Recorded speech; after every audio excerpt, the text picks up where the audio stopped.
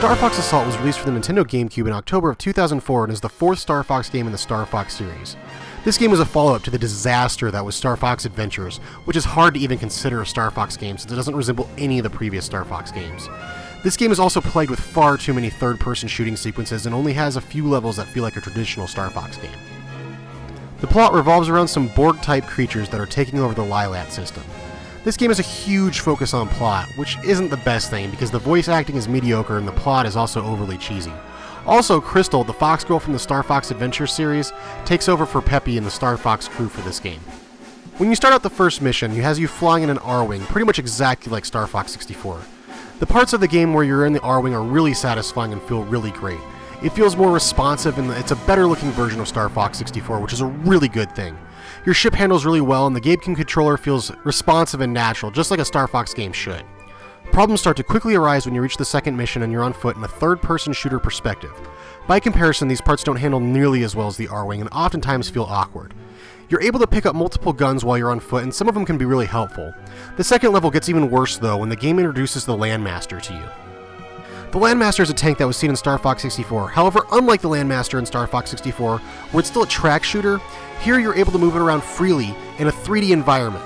While this sounds like it could be improvement, it's really not, as you can't strafe with the tank, and controlling it makes it a complete chore and completely unfun. While I thought the Landmaster levels in Star Fox 64 were some of the best, they're truly the worst in this game. After you beat the second mission, you'll be excited to get back in the arwing and play some more Star Fox proper. But alas, the game throws you more missions that you have to complete on foot or using the tank. Sometimes it'll throw you a bone, where you have to control the number of enemies in the sky as well as do your tasks on the ground. But it's more of a chore than it is fun using the arwing in these situations because you know you can't beat the level in the arwing, and you have to go back to the mediocre third-person shooter mode. Star Fox Assault is truly the ultimate tease. Only 40% of the game you actually spend in the arwing, and the rest you're stuck in this third-person shooter mode. The levels where you're actually allowed to use the arwing proper are really fun, and some of the best levels I've ever played in the Star Fox series. However, there's so much third-person shooting fluff that there's really no reason to continue playing. Graphically, this game is really good looking. Honestly, if it could run in HD, I think it would look a lot like an early current gen game. Most of the environments are decent looking for the era, and the clip plane isn't ridiculously short either. Some of the environments can be bland and others can be really amazing. The space sequences look great while the snow level looks quite bland. A major issue I found with this game was configuring the controls. This shouldn't even be an issue with a modern game. When you set up your save slot, you choose all the preferences including the controls, and it took me creating 3 save slots until I found a control setup that was actually usable. The game doesn't let you change the controls once you set up a save slot, so you're forced to go back and waste your time figuring out which control scheme works for you. The biggest problem is you can't actually try out the control setup until you get to the second level because the arwing has completely different controls than the third-person segments. According to PriceCharting.com, a complete with case Star Fox Assault is going for a little under $20. I say the price with box because if you're collecting or buying GameCube games without the cases, you're doing it wrong. The price does seem a little bit steep for what you get in my opinion, but when Nintendo publishes a game, the price does tend to stay fairly high.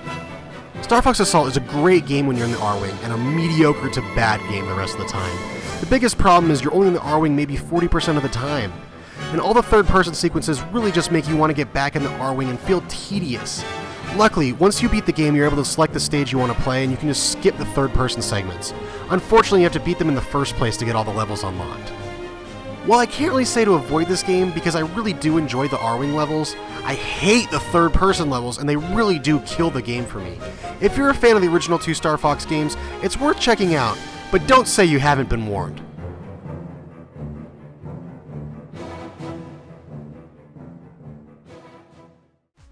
Yeah.